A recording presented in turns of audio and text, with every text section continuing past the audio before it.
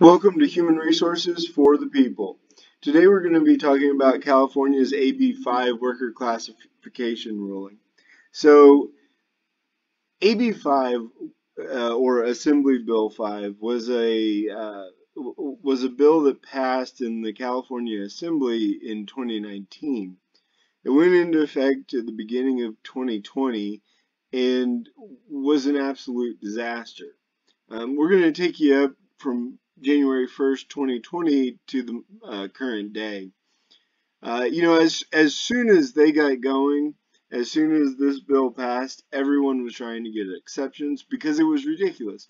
It was a thoroughly ridiculous bill that went far past the IRS's regulations with respect to 1099 workers.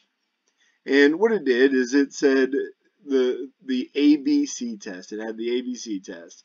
A, it was a person was free from control and direction of the hiring entity in connection with the performance of the work, both under the contract for the performance of the work and in fact, and that's not too wild. That's fairly standard.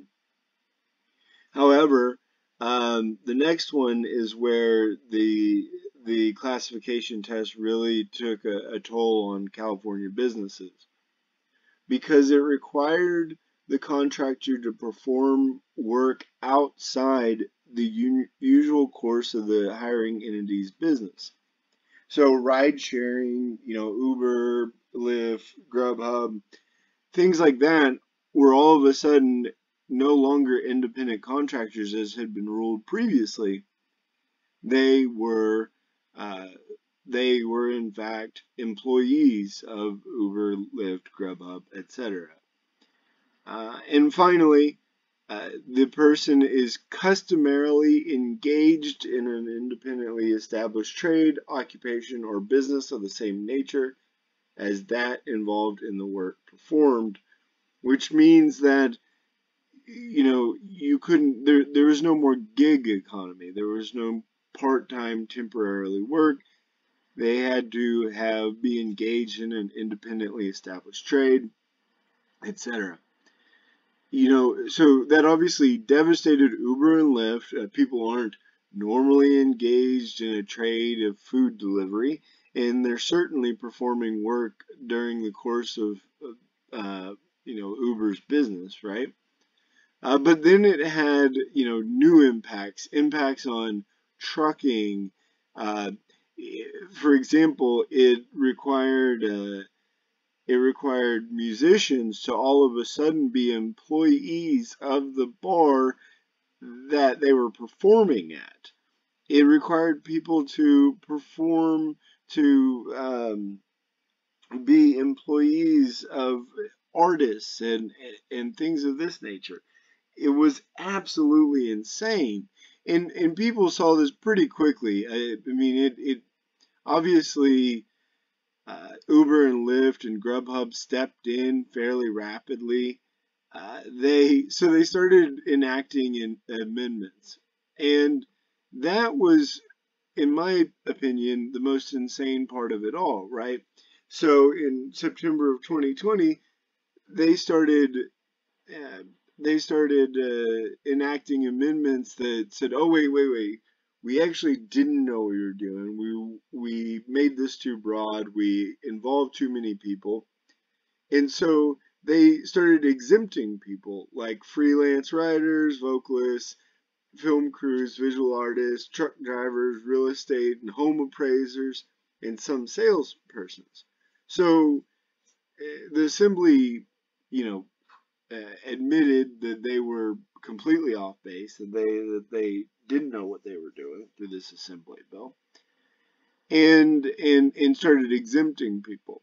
But only exempted ones that were insane and didn't exempt Uber and Lyft drivers, which was what this bill was aimed at, right? This was the intention of the bill, was to punish Uber and Lyft for being successful. And so, you know, obviously they fought against this, and it was a huge, they funded an insane amount of money towards this.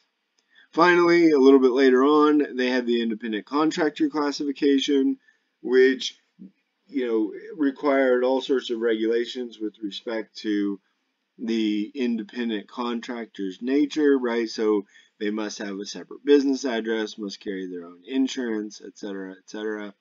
So this was aimed at sort of codifying the independent contractor and what that meant. But all of this was just window dressing. Finally, the best one is Prop 22, which initially it was passed by California voters, and in that it magically exempted Uber and Lyft from the ruling, which again, it's California voters, so it's a little bit less self-serving, but they voted to lift app-based drivers and making them independent contractors. That was declared unconstitutional in 2021, but it's still in effect. So right now there's about 75 professions now exempt, and it's a little bit crazy. It's certainly a ruling that didn't make a whole lot of sense, and was one that was a complete failure from the beginning. The Department of Labor is clarifying, right? So they clarified in January of 2021 using two core factors with respect to whether or not someone is independently classified. But it's a continuing issue.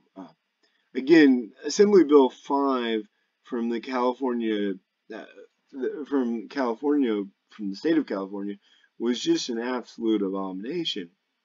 And businesses continue to be forced to have these things forced on them, and it's clear that those writing the laws don't totally understand the implications of what they're writing. As always, this is Human Resources for the People. It's a people revolution. I appreciate you listening and watching today. If you like what you hear, please hit the like button, share, and subscribe, and I'll see you on the next one. Bye, guys.